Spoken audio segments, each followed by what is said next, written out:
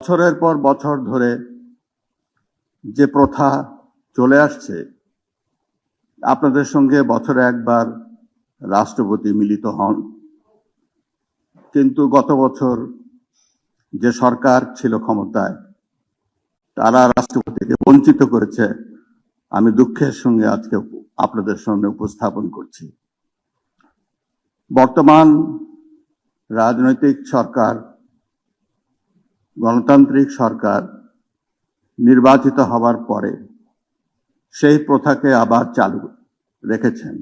এজন্য সরকারকে ধন্যবাদ জানাচ্ছি। প্রিয় বন্ধুগণ, আজকের সভায় আপনারা প্রত্যেকেই নিজ নিজ প্রশাসনকে, জেলা প্রশাসনকে আপনারা প্রতিনিধিত্ব করেন, বিভাগীয় কমিশনারগণ তাদের নিয়ন্ত্রণ করেন। আজ আপনারা আমার এখানে আসছেন, বঙ্গভবনে আসছেন, এই জন্য আমি বলতে গেলে আমি খুবই আনন্দিত। 2026 সালে বঙ্গভবনে আপনাদেরকে আমি স্বাগত জানাচ্ছি। শুরুতেই আমি গভীর শ্রদ্ধার সঙ্গে স্মরণ করছি মহান মুক্তিযুদ্ধের অকুতোভয় শহীদ ও বীর মুক্তিযোদ্ধাদের, যাদের অসামান্য অবদান ও আত্মত্যাগের বিনিময়ে আমরা পেয়েছি প্রিয় স্বাধীনতা। তাদের এই আত্মদান চিরদিন আমাদের জাতীয় জীবনে প্রেরণার উৎস হয়ে থাকবে।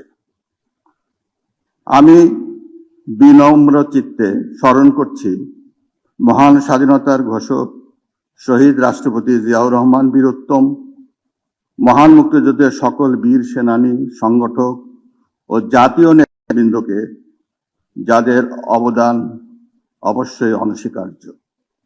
শ্রদ্ধাভরে স্মরণ করি সাবেক প্রধানমন্ত্রী দেশনেত্রী বেগম খালেদা জিয়াকে, যিনি দেশের মানুষের ভাগ্য উন্নয়ন ও সংসদীয় গণতন্ত্র প্রতিষ্ঠায় অসামান্য অবদান রেখেছেন। আমি কৃতজ্ঞ চিত্রে স্মরণ করছি 2024 সালের জুলাই আগস্ট ছাত্র জনতার গণঅভ্যুত্থান এবং দীর্ঘ গণতান্ত্রিক আন্দোলনের শহীদ ও আহতদের, যাদের চরম আত্মত্যাগ ও অসীম সাহসিকতার মধ্য দিয়ে দেশে গণতন্ত্র পুনঃ প্রতিষ্ঠা পেয়েছে, সৃষ্টি হয়েছে জবাবদিহিমূলক, মানবিক ও ন্যায়ভিত্তিক নতুন বাংলাদেশ গড়ার বিশাল সুযোগ।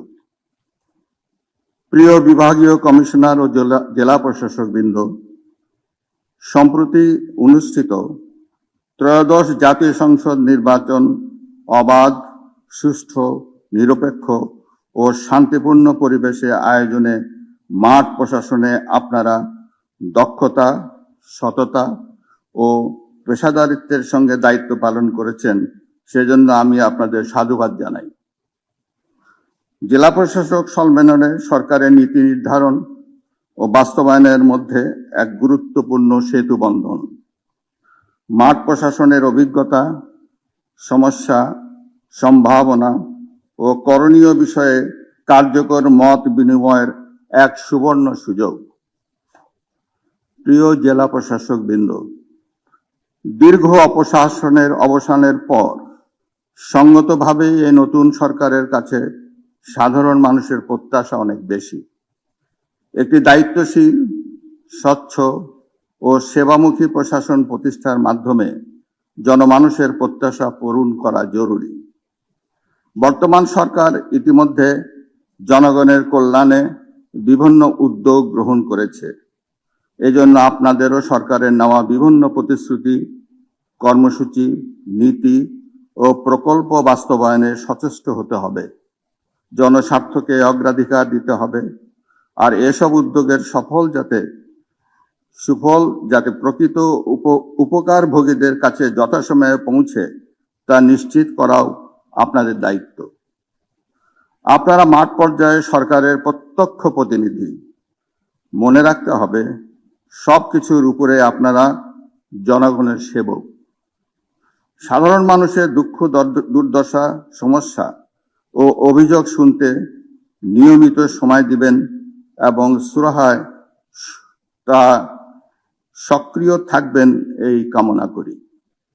জনগণের দোরগোড়ায় দ্রুত, সহজ ও মানসম্মত সেবা পৌঁছে দেওয়াকে অগ্রাধিকার দিতে হবে। এজন্য তথ্য প্রযুক্তির সহযোগিতা আপনারা গ্রহণ করবেন।